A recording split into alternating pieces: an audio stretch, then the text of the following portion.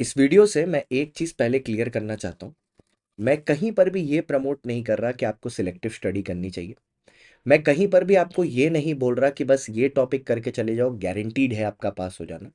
मैं आपको पहले ही बता रहा हूँ, ये वीडियो सिर्फ उन बच्चों के लिए है जो बच्चों का मतलब एक तो जो बच्चे बहुत ही ढीठ हैं, मतलब मेरे को बोलते हुए अच्छा नहीं लग रहा और कभी कभी बोलना पड़ता है, जिन्होंने पढ़ाई को बहुत लाइटली ले लिया है, या कुछ ऐसे भी बच्चे जिनका भगवान ना करे कुछ ऐसा कुछ अनहोनी हो गई है उनके साथ, या घर पे कुछ हो गया है जिसकी वजह से वो लास्ट टाइम में बहुत नर्वस हो गए हैं, या वो पढ़ नहीं पाए हैं बहुत दिन से और उनका Jan 26 का अटेम्प्ट है। यहाँ पर जो टॉपिक्स मैं अभी डिस्कस करने जा रहा हूँ, एक हार्श रियलिटी डिस्कस करने जा रहा हूँ अपने आप के साथ, कि क्या is there a chance that you can clear your can you pass the CA inter law paper. देखो, पहली बात तो मैं ये बता दूं, सिलेक्टिव स्टडी से कुछ भी नहीं होता, ठीक है। वो पिछले वाले पेपर ने हम लोग को दिखा भी दिया है, लेकिन is there a chance, is there a way कि अगर मैं मतलब इतने टॉपिक्स बढ़िया से कर लूं, माइंड यू ये जो टॉपिक्स मैं बताने जा रहा हूं, इस टॉपिक्स में कोई सिलेक्टिव स्टडी काम नहीं करेगी। तो these topics have to be done 100% to the core. अगर आप ये टॉपिक्स ढंग से करते हो, then you can clear your CA inter law paper, ठीक है। और इससे आपका काम बन जाएगा पास होने भर का। बट फिर भी इट इज रॉन्ग, आपको पूरा पढ़ना चाहिए। मैं कहीं पर भी ये प्रमोट नहीं कर रहा कि आप आधा अधूरा पढ़ के भी पास हो सकते हो, बट हाँ, इस टॉपिक्स में काफ़ी हैवी वेटेज होती है। जैसे इसमें सबसे पहला टॉपिक आता है FEMA, foreign exchange management act. ये लगभग 10 नंबर का डायरेक्ट क्वेश्चन आता है और उसके बाद 4 नंबर के आसपास ये एमसीक्यू में भी रहता है, तो 14 नंबर के आसपास का टॉपिक है। फिर एलएलपी 10 नंबर का डिस्क्रिप्टिव में आता है, लगभग 2 नंबर के एमसीक्यू होते हैं। जनरल क्लॉजेज एक्ट हर पेपर में 8 नंबर का आता है, ये डायरेक्ट क्वेश्चन में। उसके बाद 2 नंबर के एमसीक्यू अगर इसके आ गए तो बल्ले बल्ले हो गई, 10 नंबर तक आ जाएंगे। डिपॉजिट 5 नंबर, चार्जेस 5 नंबर, छोटे छोटे 2 टॉपिक आराम से निपट जाएंगे। उसके बाद 3 बड़े topic, dividend management chapter number 7 और बुक्स ऑफ अकाउंट्स, ये 12 से 13 नंबर होल्ड करता है डिस्क्रिप्टिव प्लस एमसीक्यू।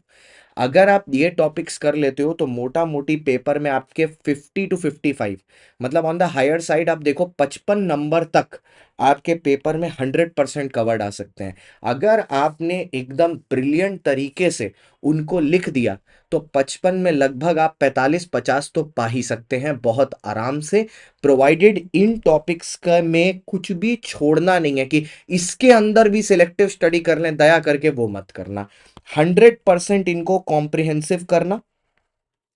और इनको जो भी आप कॉम्प्रिहेंसिव कर रहे हो उसमें भी एक चीज याद रखना कि इसमें मटेरियल 100% आईसीआई मटेरियल को कवर करना है आपको। और इन टॉपिक्स के पीवाईक्यू, इन टॉपिक्स के एमटीपी, इन टॉपिक्स की आरटीपी में कोई कॉम्प्रोमाइज नहीं होना चाहिए।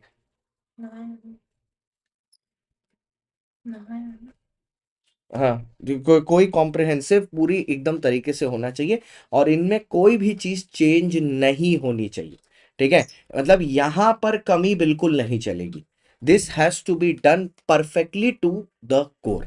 अगर आप ये टॉपिक्स कर लेते हो तो हाँ, मेरे को लगता है कि आपका बंदा बैठ जाएगा। अब इसमें एक बच्चा बोलता है इसमें आपने इंटरप्रिटेशन नहीं लिखा।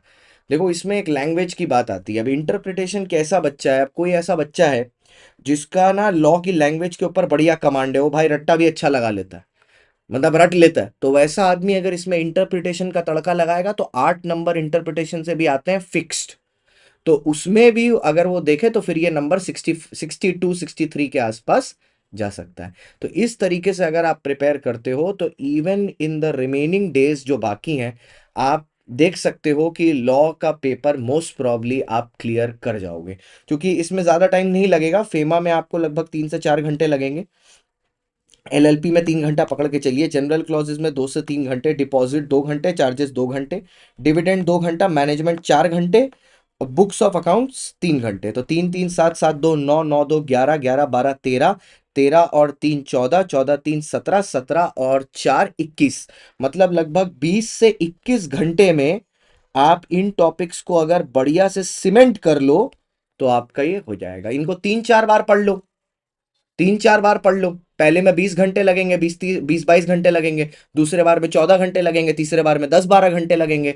ये तो कम से कम सीमेंट कर लो लास्ट मोमेंट में, तो पता चलेगा, एटलीस्ट पासिंग तो हो जाएगी। I hope the video was helpful. पसंद आया तो प्लीज़ ज़रूर लाइक कर देना और चैनल को सब्सक्राइब ज़रूर कर लेना।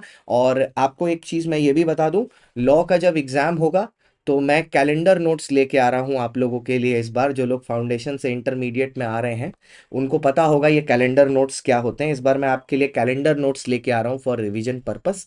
लॉ का भी रिवीजन होगा और ऑडिट में तो हम लोग फुल रात को आंसर राइटिंग करने वाले हैं। मतलब 12 तारीख को हम लोग की आंसर राइटिंग शुरू होगी शाम को 7 बजे और अगली सुबह 10 बजे तक चलेगी। 80 क्वेश्चन सब लिखेंगे क्योंकि उसमें 2 दिन का छुट्टी है ना।